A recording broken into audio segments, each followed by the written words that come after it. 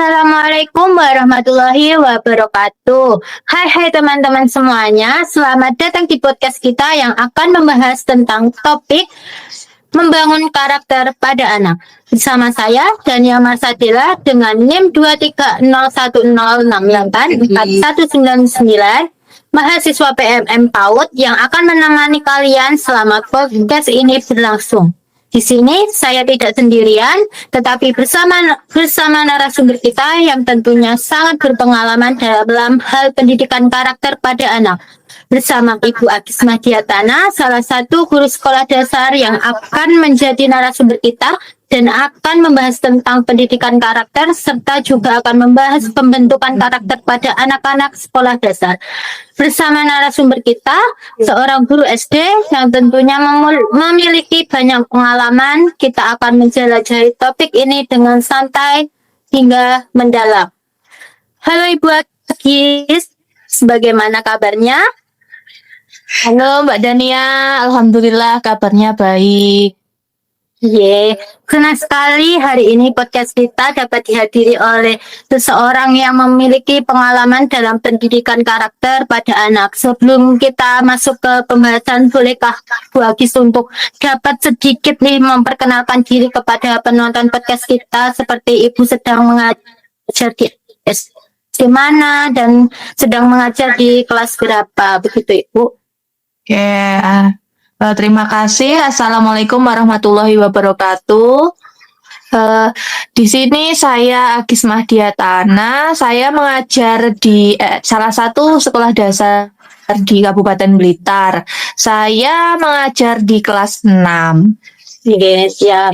Untuk lebih dalamnya kita akan masuk ke pembahasan tentang pendidikan karakter pada anak sekolah dasar utamanya.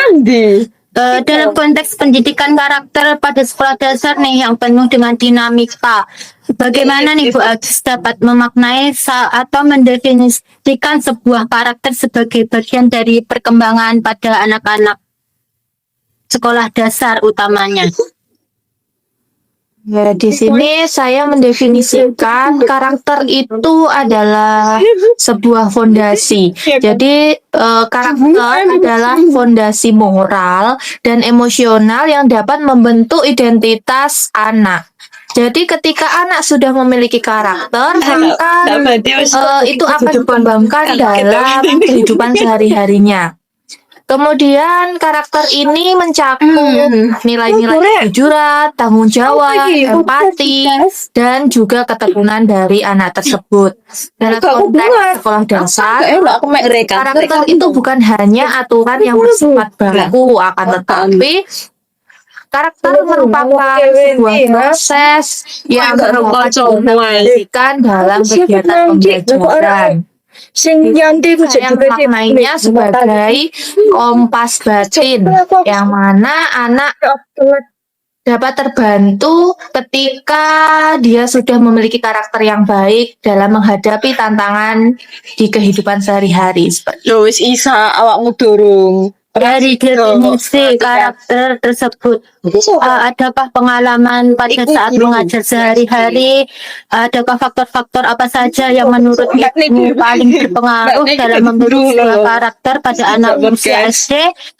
Dan bagaimana cara mengelolanya pada saat di kelas, pada saat terjadi di kelas sehari-harinya Ibu? Ya, dari pengalaman saya ya, setelah saya mengajar ini, untuk faktor-faktor yang paling berpengaruh dalam membentuk karakter anak di usia sekolah dasar, yaitu di depan jadi lingkungan sekitar itu merupakan faktor yang paling utama. Kenapa? Karena anak pada usia sekolah dasar itu masih pada tahap perkembangan yang konkret. Jadi anak-anak akan cenderung melakukan apa yang mereka lihat, apa yang mereka amati, dan apa yang lingkungan sekitar lakukan, kemudian mereka akan menirukan. Jadi lingkungan itu sangat berpengaruh terhadap pembentukan karakter. Selain itu juga interaksi sosial. Jadi interaksi sosial antara teman sebaya atau dengan orang lain, dengan masyarakat sekitar, itu juga dapat membentuk karakter anak tersebut. Kemudian juga teladan guru dan orang tua. Maksudnya di sini ketika anak belajar di sekolah itu guru memberikan pengalaman-pengalaman belajar yang dapat membentuk karakter anak, seperti misalnya ketika di sekolah anak-anak mengikuti kegiatan ekstrakurikuler untuk membentuk karakter kedisiplinan dan lain sebagainya.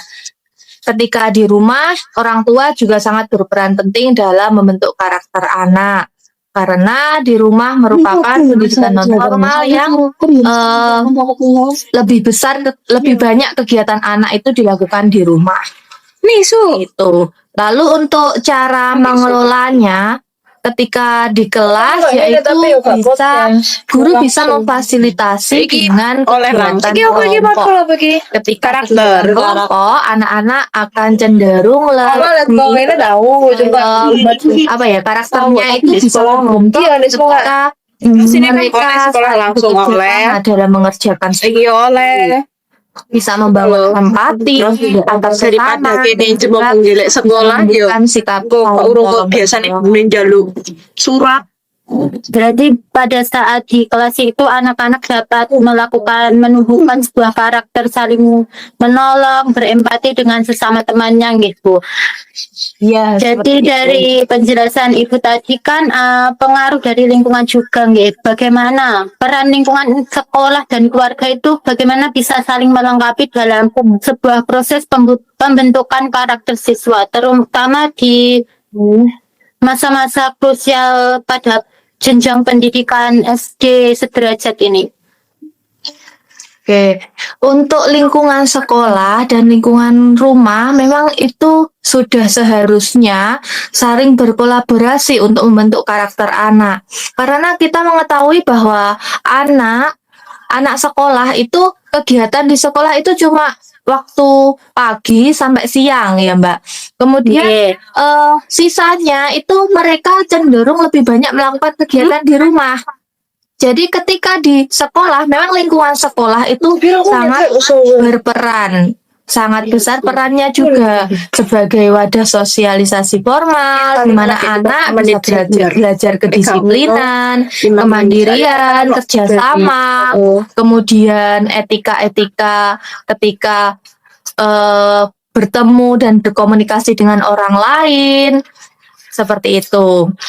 Itu dapat terbentuk melalui kegiatan pembelajaran di kelas dan juga melalui kegiatan ekstrakurikuler. Sementara ketika di rumah, keluarga itu memiliki peran utama dalam membentuk karakter. Karena kegiatan anak itu kan di rumah lebih besar, lebih banyak kegiatan di rumah daripada di sekolah. Jadi keluarga itu merupakan fondasi utama untuk membentuk emosional awal anak melalui kasih sayang orang tua, nilai-nilai yang ditanamkan orang tua kepada anak. Untuk membentuk karakter, lingkungan sekolah dan lingkungan rumah itu harus ya hati-hati. Ketika di sekolah itu diadakan kegiatan parenting untuk orang tua. Jadi orang tua bisa diundang ke sekolah, kemudian membicarakan dan membahas terkait tentang karakter anak, bagaimana kita bisa membentuk karakter anak menjadi lebih baik. Gitu. Berarti peran lingkungan sekolah dan lingkungan keluarga itu sangat berpengaruh dan sangat penting yaitu bagi perkembangan karakter kedepannya anak-anak dan karakter kesehariannya anak-anak. Nah, dari pernyataan tadi ini kira-kira apa sih yang akan Ibu lakukan untuk dapat membantu anak-anak dalam bersosialisasi agar menjadi lebih baik ketika melakukan sosialisasi sehari-hari tanpa dengan adanya mengganggu teman-temannya dan teman-temannya tidak terganggu dengan karakter yang dimiliki oleh anak tersebut. Oke, untuk membantu bagaimana anak-anak dalam bersosialisasi agar menjadi lebih baik ketika saling bersosialisasi antar teman seperti itu ya Mbak? Iya Ibu. Yeah. Nah, jadi dalam hal ini bisa dilakukan dengan seperti yang saya katakan tadi, ketika di sekolah itu anak-anak bisa mengikuti kegiatan ekstrakurikuler.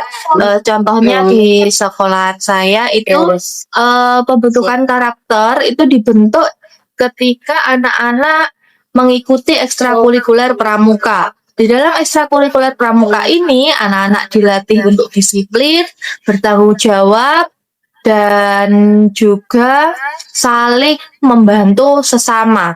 Karena ketika kegiatan pramuka ini, anak-anak seringkali diberi kegiatan-kegiatan yang bersifat kelompok. Misalnya game-game secara berkelompok, seperti itu. Nah, dari kegiatan kelompok itu tadi, anak-anak bisa menumbuhkan sikap saling empati, saling tolong-menolong, bekerja sama, antar sesama teman seperti itu. Jadi ketika sudah bekerja sama dalam melakukan kegiatan ekstrakurikuler itu karakter anak itu bisa terbentuk dari hal itu tadi.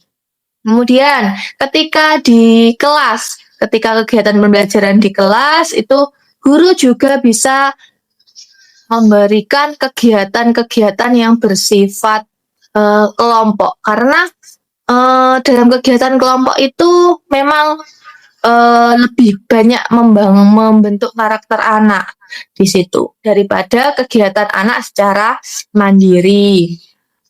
Selain itu juga guru harus bisa memantau interaksi dan memberikan umpan balik positif untuk mendukung kegiatan-kegiatan yang sudah dilakukan anak-anak di sekolah.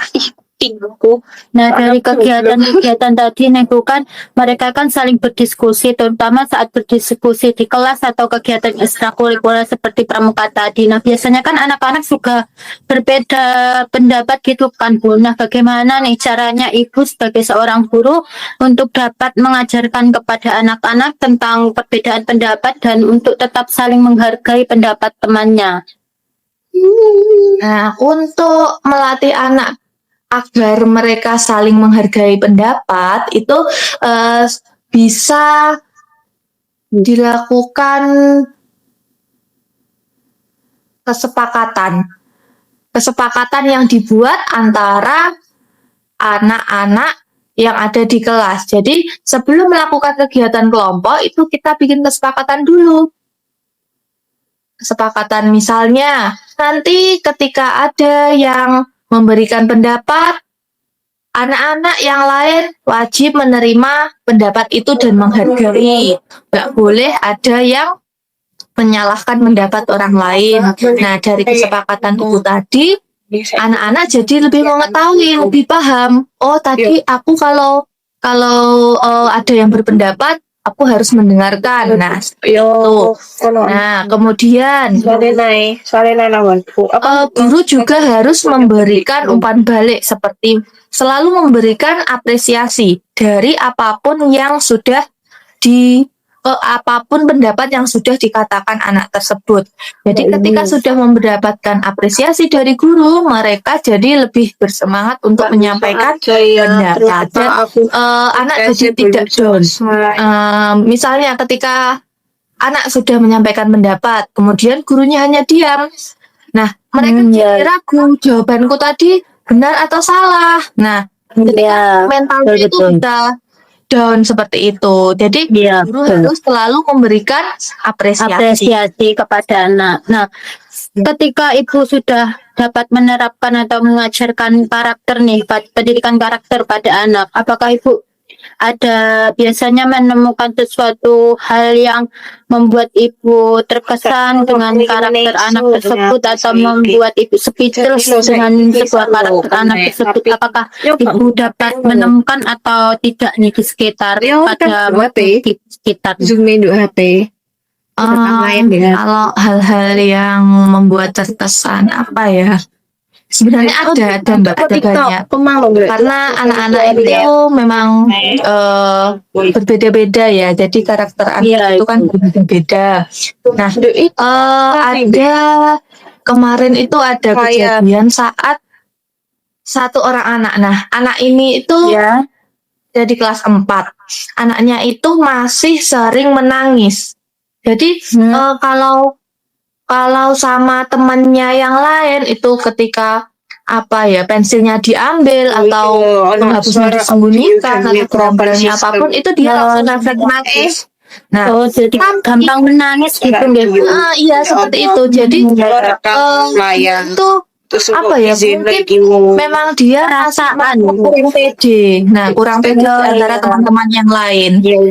Nah, tapi di suatu saat ketika ada temannya yang lain itu apa kemarin terjatuh kalau nggak salah ya kemarin. Nah, dia itu memiliki empati walaupun dia nggak pede, dia nangisan, dia memiliki empati untuk menolong temannya itu tadi yang terjatuh.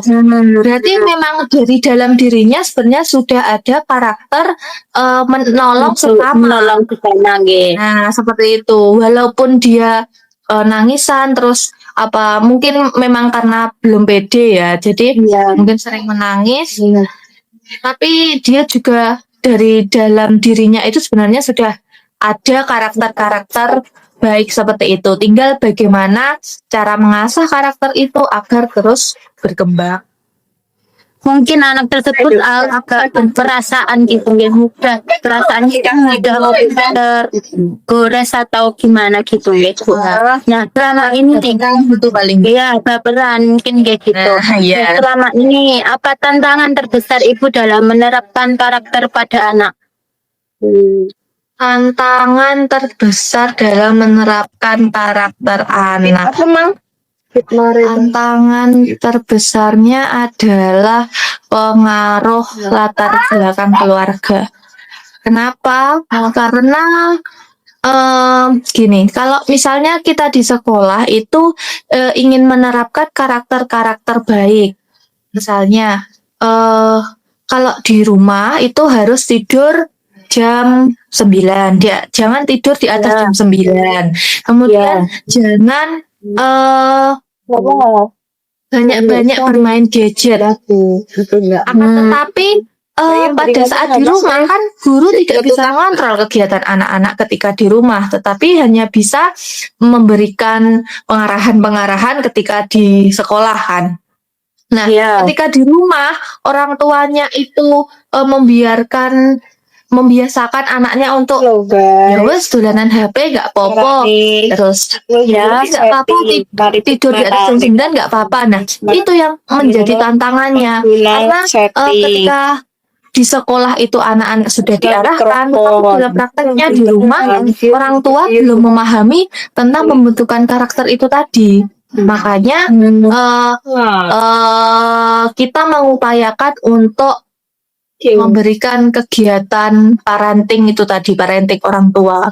Jadi komunikasi antara orang tua dan sekolah itu harus sinkron gitu. Jadi agar terbentuk karakter anak itu dapat tumbuh dengan baik untuk keberhasilan pembentukan karakter anak. dan karakter anak.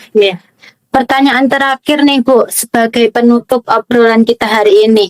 Dalam pengalaman selama mengajar selama ini, karakter mana yang paling gampang untuk dibentuk pada anak-anak sekolah dasar?